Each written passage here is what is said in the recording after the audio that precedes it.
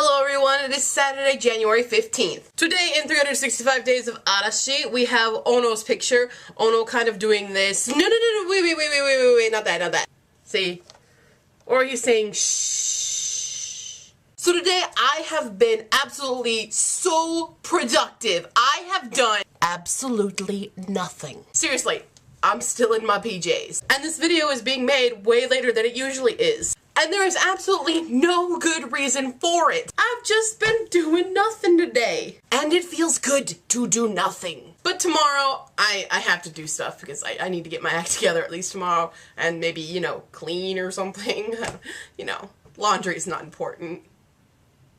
Okay, so yesterday I was cruel and I teased my lovely subscriber with the JET program stuff, and that was because I really did babble forever. The video footage I took yesterday was so ridiculously long that I needed to really sit down and think about what the most important things you need to know are. So I have narrowed down the most important things you need to know about the JET program to 5 things. I'm going to do kind of a countdown with this, so here's number 5. Know your Japanese pop culture, and we all know that I love Japanese pop culture. Hell, I do 365 Days of Arashi. If you don't know who Arashi is, go look them up now. They are extremely important, and all of your students will know who they are. Everyone you work with will know who they are. Everyone knows who Arashi is. Johnny's in general is huge, and not just Johnny's is important to know, but there are many pop culture idols and things you need to know. Like, unfortunately, AKB48. It is important to know who they are, even though I don't like them at all. Or by people like Exile, or Kodakumi. Gakt is very important to know. Fukuyama Masaharu. That's just the music side of this. That's not getting into the other parts of pop culture. Learn your dramas. What's playing right now in Japan is really good to know when you get here, or when you get here knowing what's going on at that time. So do your research on Japanese pop culture. Very important if you want to get in good with your students. Number 4 is the foreign bubble. The foreign bubble is something that a lot of foreigners tend to play into, and you will be in the foreign bubble as soon as you get to orientation, because there's so many foreigners everywhere. But do not always surround yourself with foreigners. Get outside and talk to Japanese people. Get a Mixie. If you don't know what Mixie is, it's like the Japanese version of Facebook. ALTs are great to hang out with every once in a while, but don't only be with foreigners. Don't only do it. And that also goes to show that don't always be watching things in English and reading things in English and not experiencing Japanese language and stuff. Watch Japanese dramas. Watch the television. Turn on the news. I turn it on every single morning. I don't necessarily know what's going on the whole time, but I'm turning it on. Force yourself to do these things, even if your Japanese level is really low, and we'll get to that later. Number 3. Get some teaching experience. The JET program is very wonderful, and it will accept basically anyone into the program as long as they meet the requirements of having a bachelor's degree. I highly recommend getting some teaching experience. Not necessarily getting a whole degree, but if you know a teacher or a school and you're just like, hey, can I do some research in a classroom one time? Schools can be very nice about this and will let you just sit in the back of the classroom, take notes on what you see happen. Because no matter what stereotypes you believe in Japanese children, all high school students are the same. All middle school students are the same globally. There are great, cheerful, happy, Genki students, and there are really stupid, pissy, dramatic students as well. They're everywhere. My base school is great. I love my students. They are so adorable. They are very Genki and very happy to see me every day. However, there are days when they really don't want to learn English and they don't want to do anything, and you have to know how to be prepared for those kinds of attitudes. High school is not mandatory here in Japan, although 90% of junior high school students do go into high school, and a very large percentage of them go on to college. However, it is not mandatory. They can go out and work after junior high school, and some do, especially if you're in an agricultural area.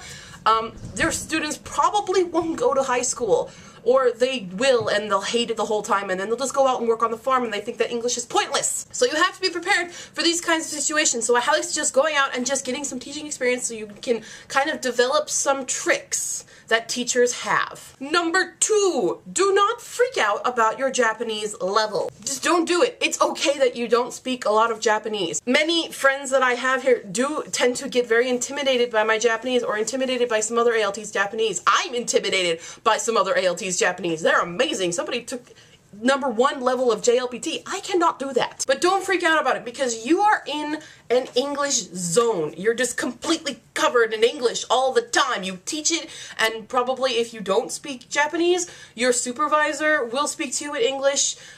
You'll be speaking English with the other ALTs here.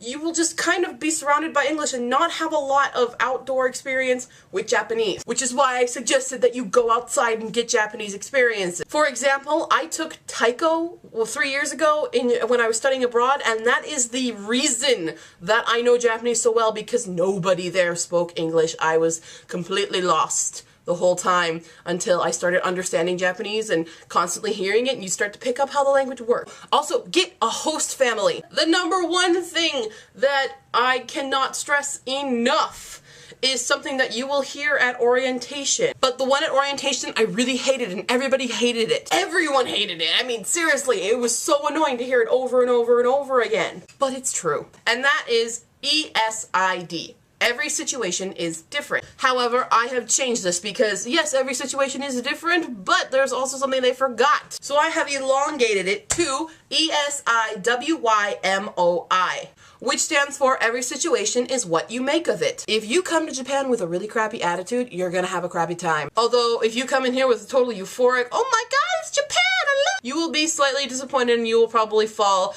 into the pit of cultural shock despair at some point. I personally think it's a good idea to come into Japan with this kind of attitude. Alright, I'm in Japan, let's do this. Personally, I think that's the best attitude you can have when you go into another country. Not really expecting a whole lot, but expecting some, and kind of just going with the flow. Because it's very important that you go with the flow, because you will be just thrown into all this stuff immediately when you step off the plane, and it will become a little overwhelming at first, but if you're just kind of, okay, cool, we'll do this, then you'll be fine. Good luck to those who are waiting for the interview announcements. I know they're coming up soon, and I hope you do a good job. If you're worried about your interview, go check out my interview video and make sure you have a cute puppy. It's very important.